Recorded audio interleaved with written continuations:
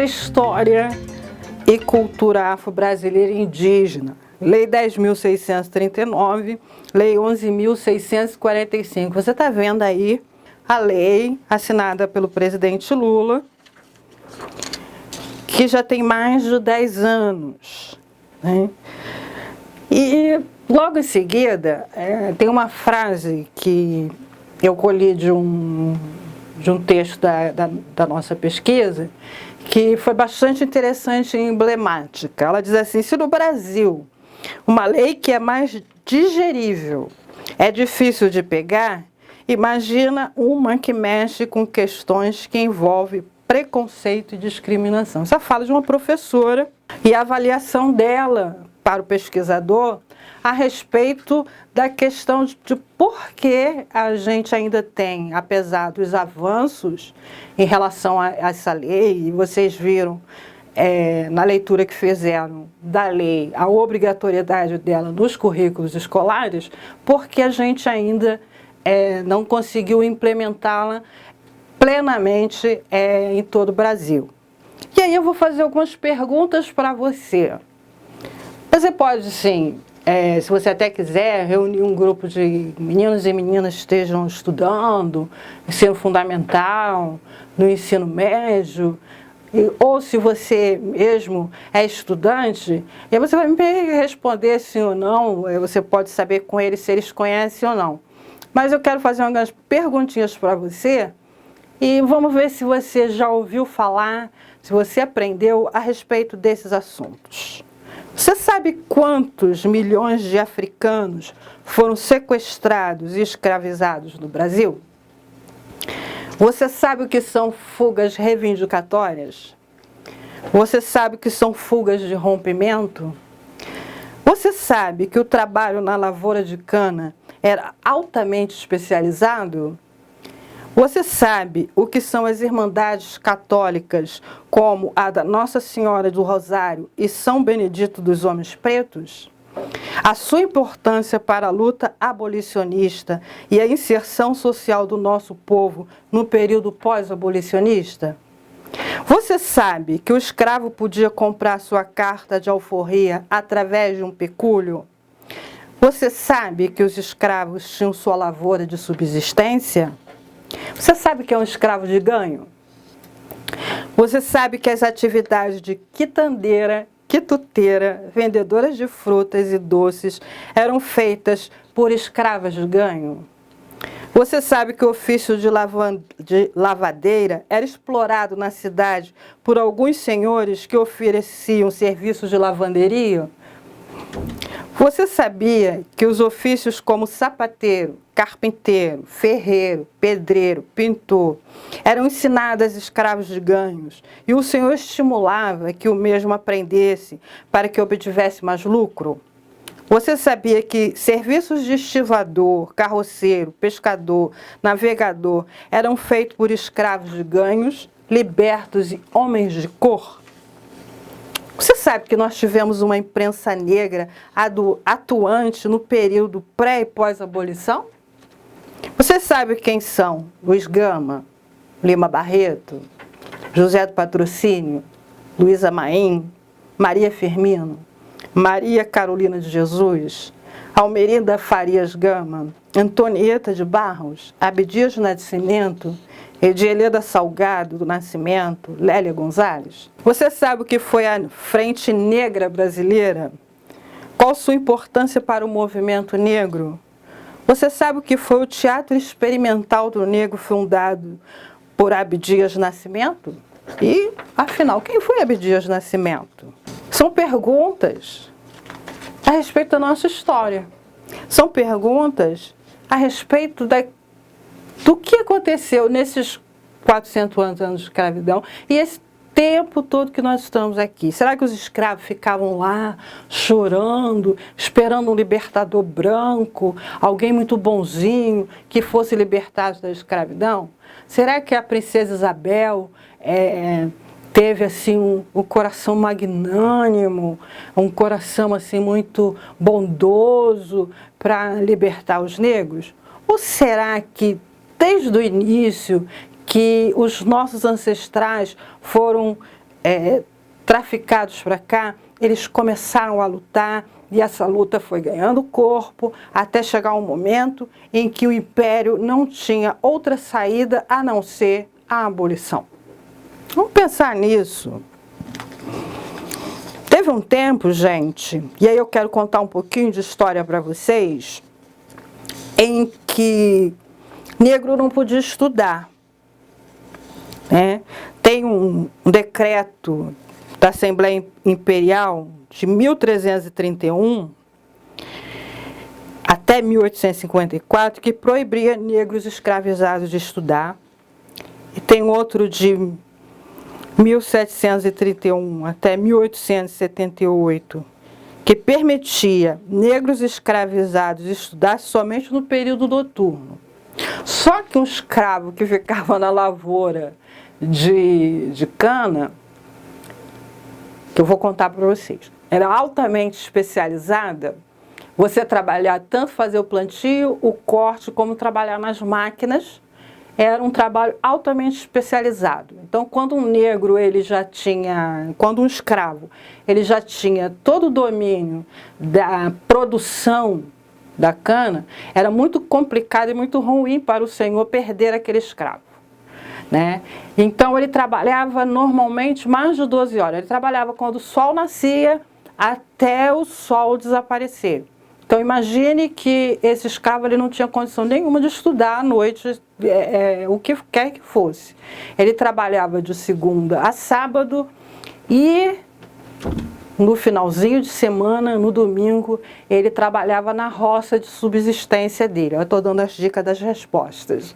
Na roça de subsistência dele. E quando eles queriam fazer uma reivindicação, normalmente eles faziam o seguinte: eles quebravam o maquinário e fugiam. Isso que são as fugas reivindicatórias. As greves, as primeiras greves acontecidas no Brasil foram dos negros escravos, foram dos nossos ancestrais. Eles faziam fugas reivindicatórias, iam para as matas, ficavam escondidos e até que o Senhor atendesse os pedidos deles. Que era normalmente ter um dia para cuidar da roça dele, para poder escoar também o produto da roça, que era com esse produto da roça que ele guardava dinheiro para fazer o pecúlio, para comprar alforria. Então, essas coisas, faziam reivindicações para que eles não fossem maltratados, que não tivessem um capataz cruel, faziam reivindicações a respeito dos dias de festa, faziam esse tipo de reivindicações a respeito do trabalho. E aí o que acontecia? Como esse escravo, ele era um escravo especializado, ele já sabia mexer na máquina, ele sabia fazer a moagem, ele sabia fazer todo o processo, até para poder fazer a cachaça e outras coisas mais, o açúcar e tudo mais. Para o senhor, não era lucro nenhum ele perder esse escravo. E o que acontecia? Como toda reivindicação, eles acabavam tendo as suas reivindicações atendidas. E é por isso que havia já mesmo nesse período da escravidão, em que ele estava sob o jugo do Senhor, havia dentro desse movimento social um espaço para reivindicação.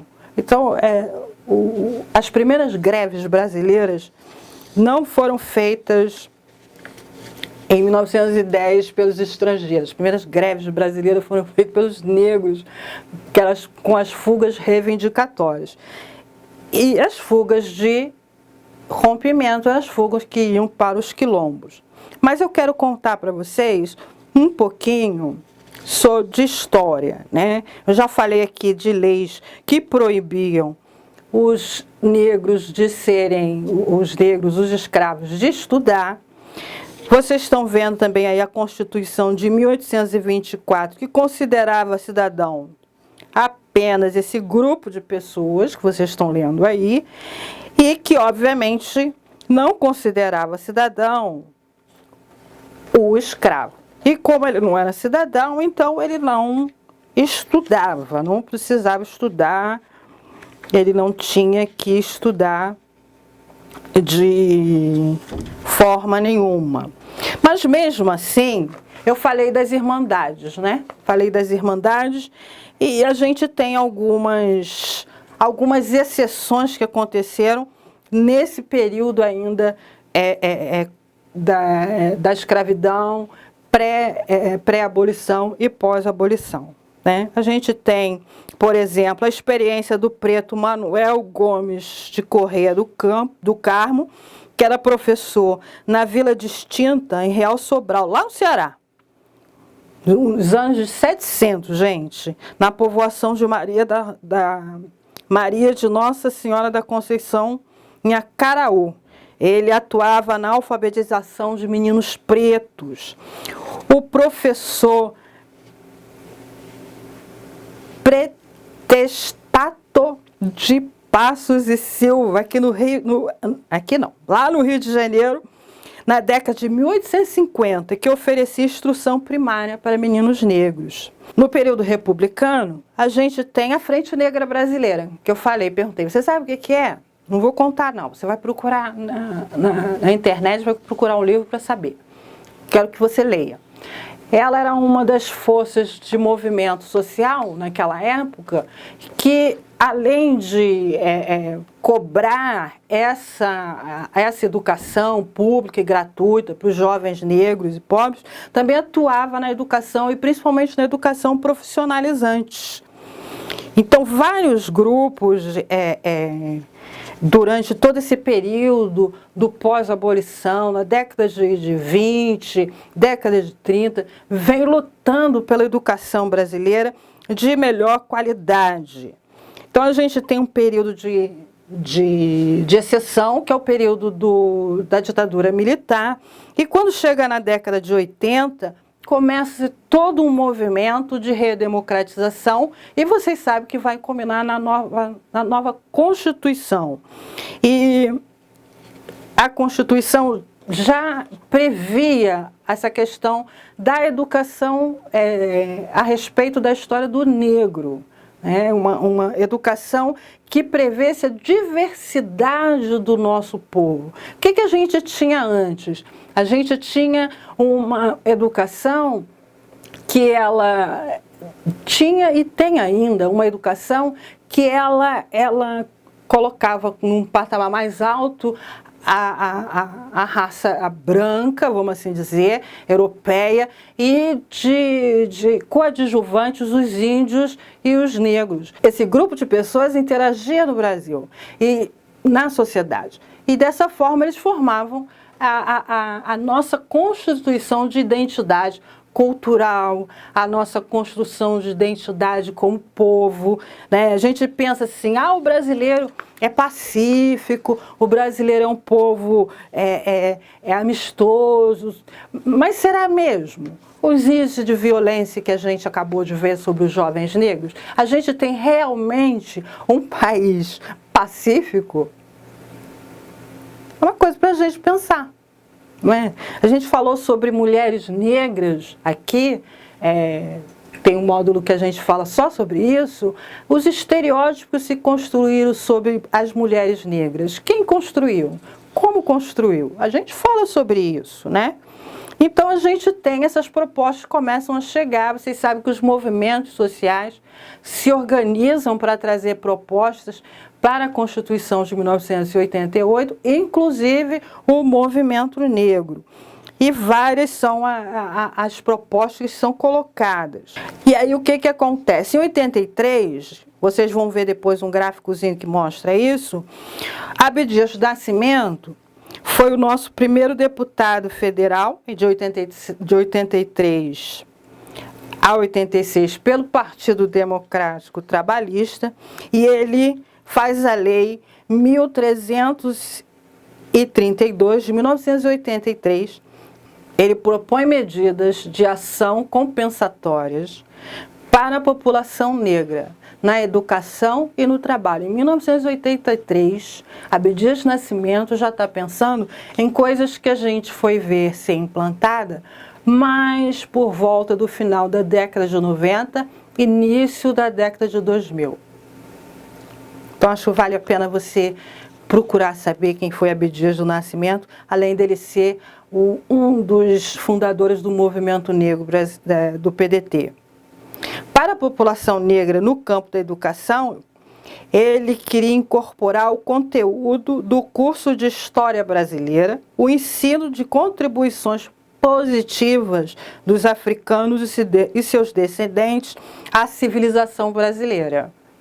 Você lembra? Eu, pelo menos, lembro do meu tempo que eu era menina, que eu estudava sobre escravidão. Eu estudava que os negros eram escravos, maltratados, e que um dia a princesa Isabel fez a Lei Áurea e aboliu os escravos, e eles ficaram felizes, e sempre tinham uma foto de um negro chorando e se abraçando, e todo mundo feliz, né? Mas, afinal de contas, o que foi que esses negros, o que foi que esses escravos, o que foi que essa gente toda que veio, num número mais ou menos de 4 milhões de pessoas, em todo o período de tráfico, entrou nesse país, fez efetivamente por essa nação, né?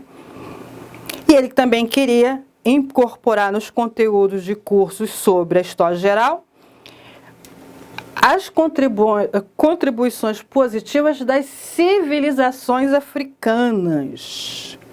Sabe quanto tempo esse projeto tramitou? Por 5 anos e 10 meses. Ele ficou tramitando entre uma Câmara, outra, sempre sendo aprovado, mas ele nunca foi plenário para ser votado. E foi arquivado em abril de 1989. Um projeto como esse do Abdias do Nascimento, que tratava de questões de medidas compensatórias na educação e no trabalho, que tratava de questões que inseria a história da contribuição dos negros para o país, que tratava da história da civilização africana para o mundo, tramitou 5 anos e 10 meses por Câmara em Câmara. Todo mundo achava bonito, aprovava, mas em 1989 ele foi arquivado. Sobre a história da África, vocês já estudaram com o professor Sandro, né? E aí a gente tem vários outros parlamentares que vão continuar lutando. O Paulo Paim, que tem um mandato de 1987 a 90, que já é do PT, também apresenta um projeto de lei para incluir a temática racial no currículo brasileiro, né? Tornando obrigatório. Depois a gente tem a Benedita, ela também, já no ano do tricentenário de Zumbi, ela faz também uma lei que vai na mesma linha, a inclusão da disciplina História e Cultura da África nos currículos. Por fim, a gente tem uma lei de um deputado pernambucano, Humberto Costa, que ele luta lá em Pernambuco para também fazer entrar no Estado a mesma coisa, a história da cultura afro-brasileira, história da África, e vai recebendo as mesmas coisas. Sempre as pessoas acham muito bonito, mas não conseguem aprovar. Por fim, né, você vai vendo aí, ó, tem o nosso quadro, 83 a 86, Abdias do Nascimento, a lei, aprovado de forma unânime, arquivado em 89, Paulo Paim, não aprovado e arquivado, Humberto Costa, deputado estadual, vetado porque foi considerado inconstitucional,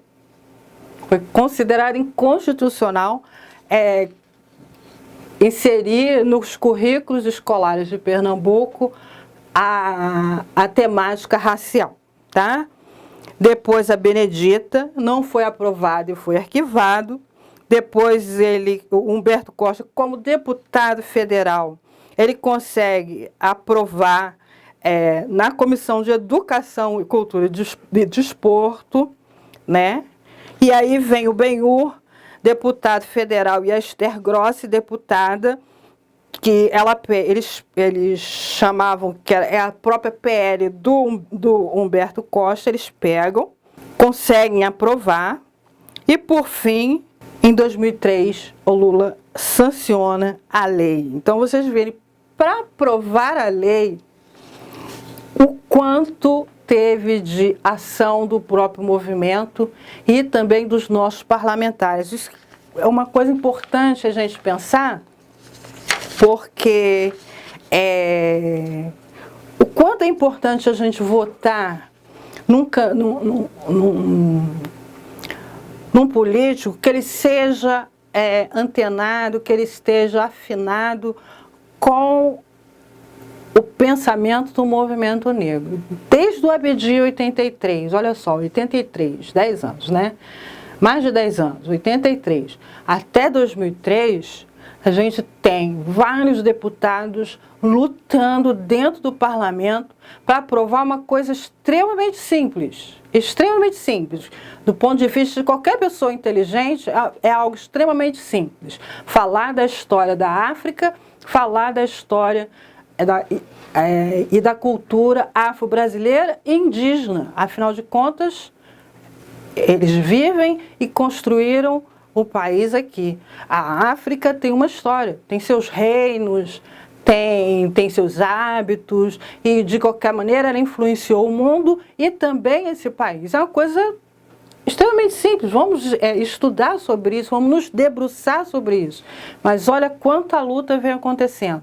Isso é algo que vem sendo lutado pelo movimento negro há muito tempo, trabalhado pelo movimento negro. Abdias Nascimento tem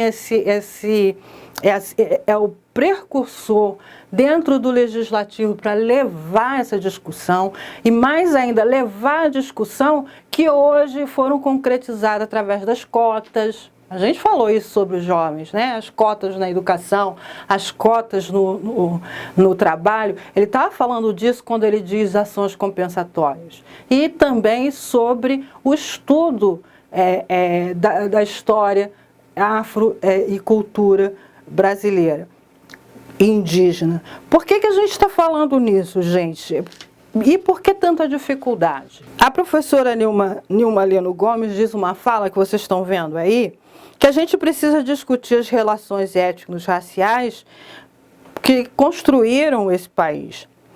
Isso tinha que ser uma obrigação de todos os cidadãos, não importando a sua origem ou etnia, né? O cumprimento da educação enquanto direito social passa necessariamente pelo entendimento democrático da diversidade étnico-racial e por um posicionamento político de superação do racismo e das desigualdades. A questão fundamental dessas duas leis é que ela toca, e aí vamos lembrar da fala daquela professora, é que ela toca numa questão muito importante que é a igualdade racial. É você não fazer mais, como a gente discutiu na questão dos nossos meninos, uma gradação de raças. Aquela raça é primitiva, essa raça é evoluída, aquela raça é isso, aquela raça é aquilo. Não, todos nós, com a nossa cultura, com o nosso entendimento, com a nossa história, sejamos brancos, seja índio, seja negro, todos nós trouxemos para esse país e nos entrelaçamos e construímos uma cultura boa e também ruim. E nós precisamos discutir isso, nós precisamos discutir que esse país é o país da diversidade. Nós precisamos discutir que esse país é o país da desigualdade. Nós precisamos discutir que esse país é o país de estereótipos. Nós precisamos discutir que esse país é um país que vive de uma sociedade que ela foi montada numa estrutura hierarquizada em que quem estava na base era tratado como não gente.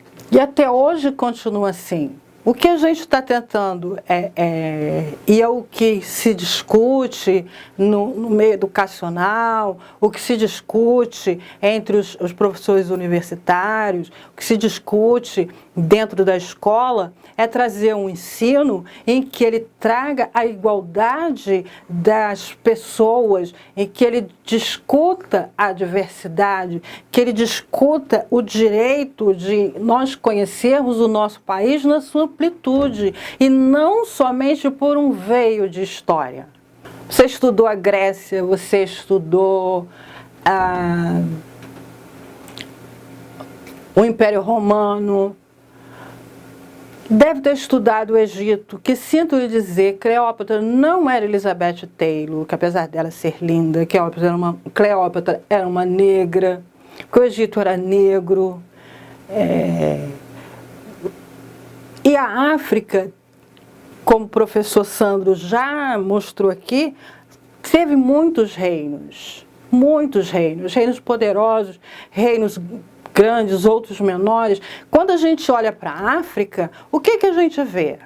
A gente vê aquela tribo morando debaixo de casas de sapê. Você vê aquele cara que está pastoreando ou então está caçando. Você olha e vê uma coisa primitiva, ou então, como a televisão gosta muito de mostrar, e tem um vídeo rodando no YouTube muito legal, com quatro ou cinco jovens africanos, eles dizendo assim, nós queremos mostrar para vocês quem somos nós na África. Cada um vai contando quem ele é. Um é professor, outro é médico, outro isso e aquilo. E intercalado às falas deles, aparece os vídeos de filmes, né? Então, se você vai assistir um filme americano, como é que eles representam os africanos? Matando gente de lá para cá, aqui para ali, atirando, matando. É esse o olhar que você tem para a África. Então, você olha para a África, você pensa assim, só na fome, no atraso, na doença, na morte, você pensa nisso. E você não pensa que aquele continente, ele tem uma história maravilhosa, linda, uma história, uma arte, uma cultura.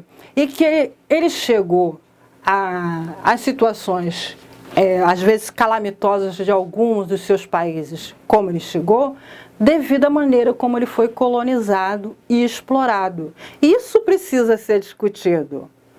E quando a gente olha para a África e vê essa maneira que a África foi explorada, a gente olha para nós. E aí a gente também entende por que nós somos o que somos. Por que nós somos um país que ainda está atrasado em relação a outros países. Nós fomos o último país a abolir a escravidão. Foram 400 anos de escravidão. Nós temos 516 anos. Então, a gente tem 116 anos de abolição de escravidão. E a maioria dos negros ainda são os extremamente pobres do país.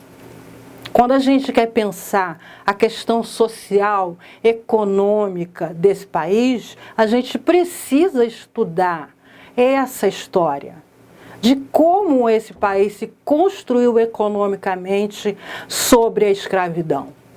E como esse país, após a abolição, se construiu sem dar educação àquele contingente enorme de pessoas que foram jogadas simplesmente a ermo para fazer favelas.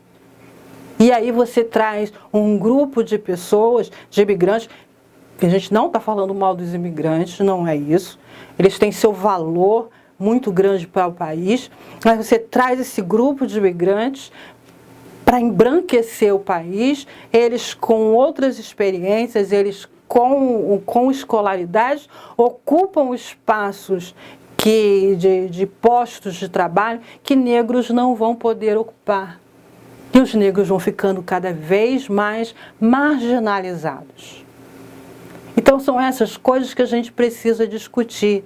É essa estrutura do senhor, do coronel, que era o dono de tudo, que era o dono da vida do escravo, que era o dono da esposa, que era o dono da escrava, que era o dono do menino, que era o cara que era o dono da escrava e fazia um filho nela para poder ter mais outro escravo. Essa mentalidade de coronel que ainda existe no Brasil, em que determinados políticos acham que eles são os donos do país. E que determinados grupos econômicos, pela sua posição econômica, são verdadeiros coronéis. E nós continuamos ainda vivendo nos engenhos. Essa história precisa ser estudada, precisa ser pensada, precisa ser refletida. Eu quero dar um exemplo. Você tem um prédio, vocês já devem ter visto várias vezes essa situação. Tem um prédio, está desocupado, só criando chikungunya, mosquito da dengue, né? Que melhorou de vida. Antes ele dava só dengue, agora ele dá chikungunya, dá zika. Você tem um prédio, ele está lá servindo de criadouro de mosquito da dengue, de rato, de barata. Então vem um movimento dos sem-teto e ocupa aquele espaço. Aquele espaço está abandonado, está vazio. E eles estão precisando de moradia, e eles vão e ocupam aquele espaço. E aí o que acontece? O dono do prédio, que está abandonado há anos, aparece. E o que o juiz faz? Eu sempre digo, não é mais fácil ele desapropriar por interesse social o prédio e determinar que a prefeitura faça as melhorias necessárias para que aquelas famílias são famílias, gente, aquelas famílias possam morar dignamente? Não, ele faz a reintegração de posse. E vocês já viram como né? Vem a polícia com todo aquele aparato, como se você tivesse assim para pegar uma quadrilha de bandidos, com todo aquele aparato, e aquelas pessoas vão saindo com seus poucos bens para a rua. Não tem abrigo normalmente nas cidades. Então, se é uma família, o pai vai para um abrigo de homem, a mãe vai para um abrigo de mulher, as crianças para um abrigo de criança, e aí cada um vai para um lado, e misturado com todo tipo de gente. São famílias, são trabalhadores, são pessoas que precisam de moradia. Mas o juiz prefere pensar que eles são invasores da propriedade privada, do dono, do senhor, e expulsá-los. O juiz prefere pensar pela propriedade privada ao invés das pessoas. Por quê? Por que essa mentalidade é assim? É o capitalismo? É.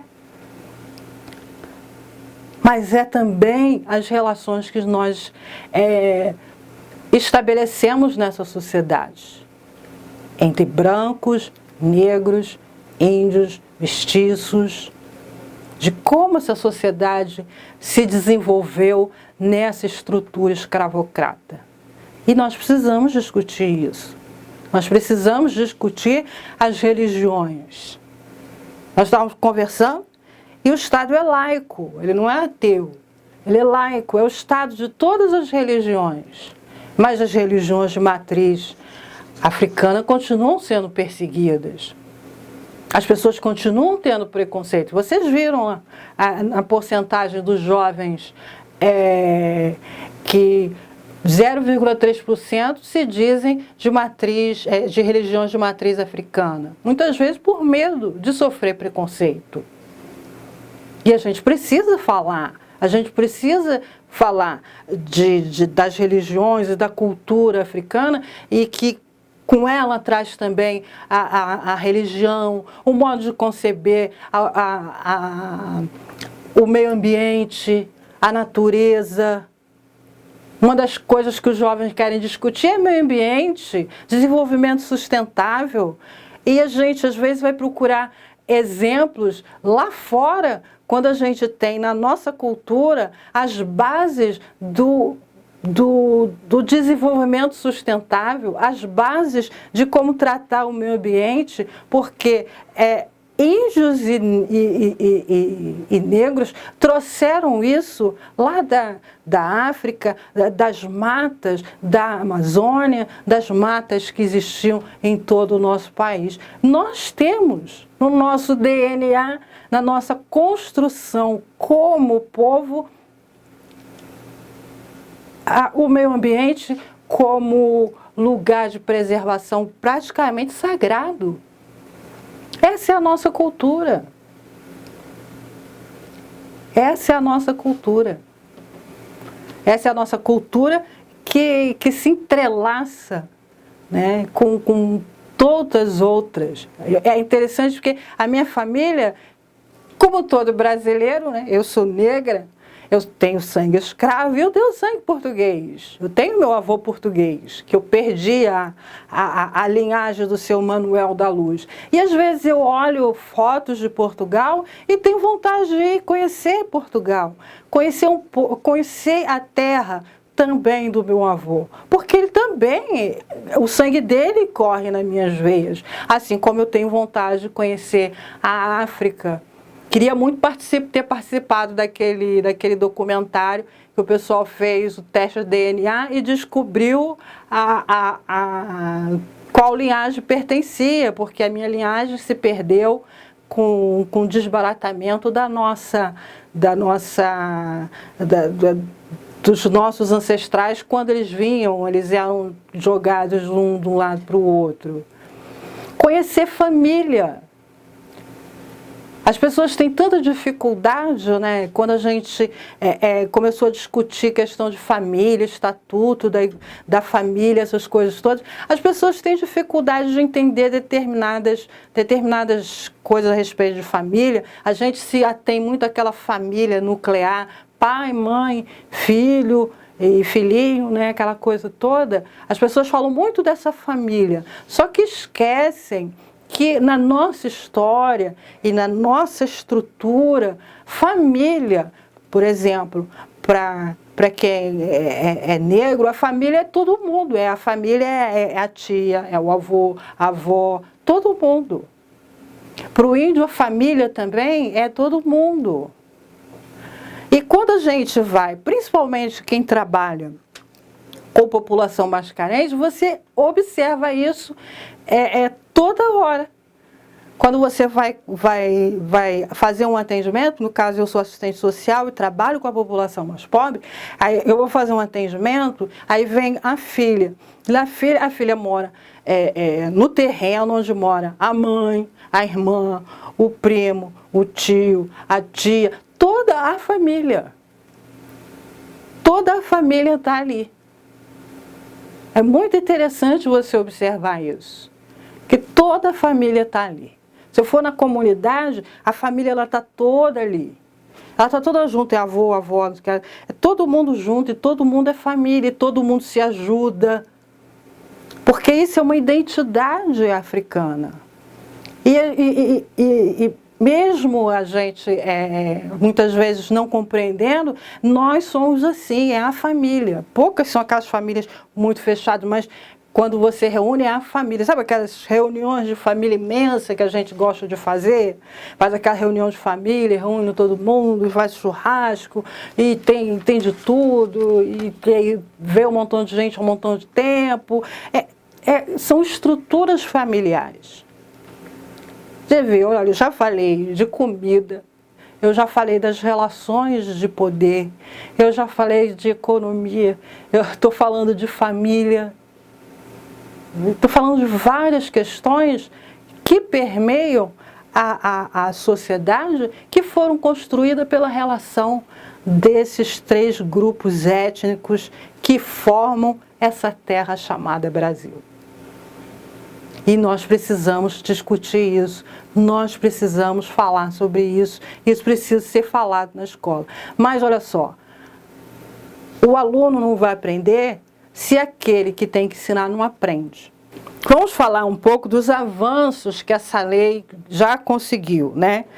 Tem ações do MEC e dos sistemas de ensino no que se refere à formação de professores para a diversidade étnico-racial, novas perspectivas de pesquisa sobre relações raciais no Brasil, visibilidade à produção de intelectuais negros sobre as relações raciais em nossa sociedade, inserção de docentes da educação básica e superior na temática africana e afro-brasileira, ampliação de consciência dos educadores de que a questão racial diz respeito a toda a sociedade brasileira e não somente os negros, e entendimento pedagógico e democrático da questão racial como um direito. Então, são avanços que a gente teve. O MEC, ele tem um departamento, assim como ele tem para educação inclusiva e outras questões, somente sobre diversidade, que nessa diversidade trata da questão da diversidade étnico-racial. Com várias produções, com vários auxílios aos professores. O movimento negro, com as ONGs, fizeram várias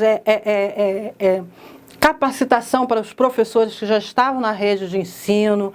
Isso foi um ponto bastante interessante. Há uma produção muito frutífera de material para discutir relações étnicas, raciais com as crianças do ensino fundamental. Então, há muita produção. Você encontra isso assim, o pessoal distribui na internet, você consegue achar. Então, há muita coisa boa acontecendo. Como eles falaram aqui, pesquisadores, pessoas que estão pesquisando, pessoas que estão pesquisando as relações raciais, pesquisando as questões raciais, a história, a própria história do negro está sendo pesquisada, está sendo questionada, está sendo levantada. Então, há um movimento muito positivo nesse sentido, e principalmente no entendimento de que isso não é uma coisa que seja somente do negro, isso é uma coisa de todos nós. Isso é um direito de conhecimento e discussão para toda a sociedade brasileira, da escola pública à escola privada mais elitizada do país, deve estar discutindo essa questão. E esse entendimento de que educação diversificada é um direito. E quando a gente começa a discutir isso e discutir ter todo esse movimento de produção, esse movimento de pesquisa, esse movimento de discussão da diversidade étnico-racial, a gente também vai levando a discussão de gênero, a discussão da diversidade sexual, a gente vai levando a diversidade como um tema a ser discutido dentro da escola, sim. É dentro da escola que a gente vai discutir essas coisas, porque a escola é lugar de saber, a escola é lugar de questionamento, a escola é lugar de ciência, é o lugar onde a gente vai debater. E é nesse lugar que a gente tem que não apenas olhar um lado, ter uma educação eurocêntrica, mas ter uma educação amplamente diversificada, amplamente com um olhar que possa ser global, um olhar que ele possa ser holístico para a sociedade. E aí, não só contemplando a questão ético-racial, mas a questão de gênero, a questão sexual, a questão da pessoa com deficiência e tantas outras que a gente precisa estudar, discutir, debater com as nossas crianças, com os nossos adolescentes, para o crescimento do nosso país, para a gente fazer uma juventude diferente. Como a gente já viu, eles querem discutir isso. E aí? Eles querem discutir. Então, os têm que buscar. E têm que deixar de se sentir paralisado e implementar. Porque material tem feito pelo MEC, tem feito por outras instituições, então gratuitamente distribuído, muita coisa bonita, muita coisa bacana. Muita coisa que eu posso dar, por exemplo, um exemplo, eu que gosto muito de tratar das questões das mulheres, existe um material sobre as mulheres negras. Fala da Dandara, da Luísa Maim, fala de várias mulheres negras. E são histórias pequenas, e se não me falha a memória, tudo em cordel. Olha só que legal. É um material que está disponível para você usar. Tem material sobre princesas negras. É um material para contar para as meninas. E isso é muito bom, que a menina pequena ela possa descobrir que não existe só a Cinderela, não existe só a Branca de Neve, que existe também uma princesa chamada Dandara, que lutou um dia pela liberdade dos escravos. Olha, não é bonito isso? É isso que essa menina precisa saber. Mas não só a menina negra. A menina lourinha também precisa saber que existe uma princesa Dandara. Não só a Branca de Neve, mas uma princesa Dandara que viveu e morreu nesse país em que ela nasceu. É isso que a gente precisa pensar. E quais são os limites, gente? Olha, já se passaram mais de 10 anos. E o pessoal não acha assim um cenário muito animador. Mas vamos lá, a gente tem alguns limites, né? Os cursos superiores voltados para licenciatura e pedagogia, que são responsáveis pela formação de professores, principalmente do ensino básico, tem muita resistência em implantar esses conteúdos no seu currículo. Cita-se aqui a USP, né? E aí, como a gente já falou, aquele caráter eurocêntrico, né, hegemônico do pensamento acadêmico, o pessoal pode até não gostar, mas quem convive na academia, como a gente chama a universidade, sabe o quanto é elitista, né? O quanto ela é elitista, o quanto ela resistiu às cotas, tanto os professores quanto os alunos. Então, a gente tem que ter esse olhar. E, mais uma vez, a nossa história conta porque a academia é elitista. A nossa história conta. Eu estava aqui contando um pedacinho só de como os negros não podiam estudar, depois algumas ações foram acontecendo, aí como é que a Frente Negra Brasileira foi fazendo algumas coisas, a Irmandade, o Movimento Negro, para poder estudar no ensino básico. Porque, por exemplo, desde a chegada do Império, a advocacia, medicina foram as primeiras escolas universitárias, as primeiras universidades a serem abertas no Brasil, e era somente para a elite. Somente para a elite. E por muitos anos, e agora somente uns 10 anos, 12, 15 anos agora, é que essas universidades estão tendo abertura para os negros. Então, ela é hegemonicamente branca e elitista. E a gente vai descobrir por que ela é assim, olhando a nossa história, entendendo as relações que se estabeleceu no Brasil com o saber, com a educação, com o conhecimento. Olha aí como tudo se entrelaça. A gente vai conversando e tudo vai entrelaçando, né? Então, a gente vê aí, essa fala é de um professor, e ele fala do eurocentrismo que aparece com força na história, na literatura, nas artes, né? Eu falei de Carolina de Jesus, essa é uma escritora negra, mas a primeira escritora negra brasileira chamou Maria Firmino, ainda na década de 10. E a gente não conhece. A gente mal conhece quando a gente fala de escritores. Os homens, imagina as mulheres. Vocês sabem que Machado de Assis, ele nasceu pardo e morreu branco. Ele lá na certidão de nascimento tem que ele é pardo, mas na certidão de óbito tem que ele é branco. Então preste atenção nessas coisas, como é que na nossa literatura esse grupo todo de escritores negros, artistas não só como atores de teatro, de cinema, de TV, mas artistas, pintores, escultores, Aleijadinho, todos eles estão aí, mas falar neles, será que você já ouviu falar? Bem, consequência dessa resistência, nós temos poucos profissionais, né, de educação formados para dar conta da exigência da legislação, né? E que tem assim uma dificuldade de criar uma massa intelectual para discutir essa temática. Eu fiz assim uma olhada em alguns currículos, principalmente de universidades mais de ponta, e realmente não encontrei cadeiras que fossem obrigatórias. História da África, não encontrei. O que a gente observa muito são como educação virou mercadoria no Brasil, já que não oferece no currículo obrigatório, vira pós-graduação. Então, se você procurar assim, História da África, cultura afro-brasileira, você vai encontrar várias pós-graduações caríssimas para poder estudar esse tema.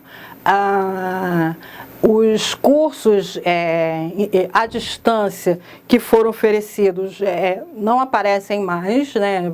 Pararam de ser oferecidos já há um bom tempo, e então você tem esse hiato. Então, a pessoa quiser, e aí vai do interesse de cada profissional, se ele se acha motivado a estudar aquele assunto, ele tenta bancar uma pós-graduação, mas elas são, na sua maioria, caríssimas, né? E você não encontra também cursos de extensão e coisas desse tipo ocorrendo nas universidades. Aí você tem muito, sim, dentro dos movimentos sociais, de outras organizações, às vezes são seminários, debates, alguns cursos menores. Por exemplo, o Museu Histórico lá no Rio de Janeiro fez uma vez um debate que eu não pude ir, infelizmente, a respeito da revolta dos malês. Muito interessante a programação. Então, tem coisas que vão acontecendo aqui e ali, principalmente esse ano que com toda essa crise, com mais dificuldade, mas essa resistência ainda existe. Sobre a questão indígena, o que acontece? Os estados do norte, nordeste, o estado do centro-oeste, onde a presença indígena é muito forte, foram os que abraçaram mais a temática indígena do que os estados do sul, né? Então a gente tem também essa dificuldade. Por incrível que pareça, a gente tem, por exemplo, na Paraíba, experiências muito legais. A Universidade Federal da Paraíba abraçou, abriu espaço e muitas experiências interessantes, muitos estudos, muito grupo de estudos, linhas de pesquisas aconteceram lá. A UF também, eu acho que, porque eu sempre estou olhando o site, a UF tem também um grupo de estudo para negros, também tem uma produção de material muito interessante. Vocês podem visitar lá o site da UF e procurar, que é muito interessante. Então você tem essas coisas assim que são pontuais.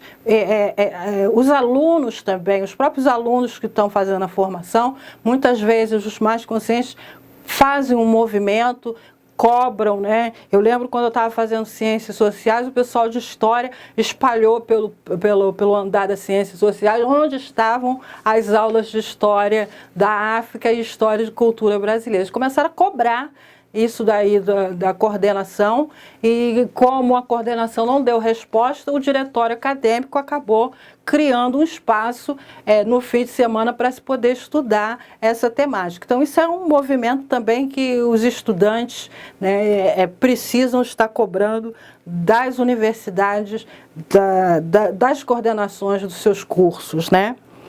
Bem, ele fala também do sucateamento do ensino público, né? Aí as condições de trabalho, salário e a estrutura precária, várias coisas, né? Essas discussões da situação dos professores acabam ganhando maiores prioridades e são absolutamente corretas do que a própria luta pela lei, né? Que ele vai falando aí sobre o diagnóstico correto, que dificulta a aplicação da lei, né? Entre outras coisas, a ausência da formação do professor para o tema. Aí ele fala que, como eu disse, que mobilizou várias organizações, entre outras coisas aqui, né? Então vocês vão lendo e vão fazendo uma reflexão, né? Então, a maneira como a lei vem sendo tratada, né? A maneira que o entendimento que as pessoas têm, a alteração, ela não se resume apenas em mais um mecanismo para combater a intolerância no ambiente escolar. As pessoas às vezes olham isso, mas sim formar futuros cidadãos com consciência de que a sociedade brasileira é multiétnica, né? O que a gente estava conversando aqui. As coisas que a gente está pontuando, que parece assim, mas são várias coisinhas que a gente conversou, vários pontos, e eu tenho certeza que você já pensou outras coisas que mostram exatamente isso, que a nossa sociedade é multiétnica, ela não é branca, apesar de quando aparece... O pessoal falou tanto do Oscar, né? Eu achei interessante porque a televisão, os jornais e tudo mais, eles falaram do Oscar, que esse ano não teve nenhuma indicação de ator negro e tal, mas toda vez que faz mais ou menos, foi no ano passado, um desses anos assim, eu estava olhando que o Faustão faz a premiação, né, com voto do pessoal da Globo, melhor ator, melhor cantor, melhor isso, melhor assim. Aí tinha uma foto assim das atrizes, tinha a Glória Menezes, tinha não sei quem, não sei quem. Aí eu olhei assim aquela foto e eu não me contive e coloquei lá no meu Face, né? E que país é esse? Esse é algum país escandinavo? E eu tenho um amigo que mora na Dinamarca, ele é negro, né? E ele começou a rir e fez um comentário. Que as pessoas falam do Oscar, mas não é diferente aqui também, né?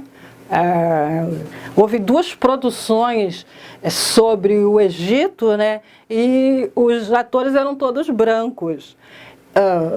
A gente tem produções a respeito, tem negro, tem isso, tem aquilo, mas os negros estão sempre naqueles lugares que a sociedade disse que eles têm que estar, que é do empregado, favelado, do homem violento, do ladrão, a negra desfrutável, gostosa, aquelas coisas todas.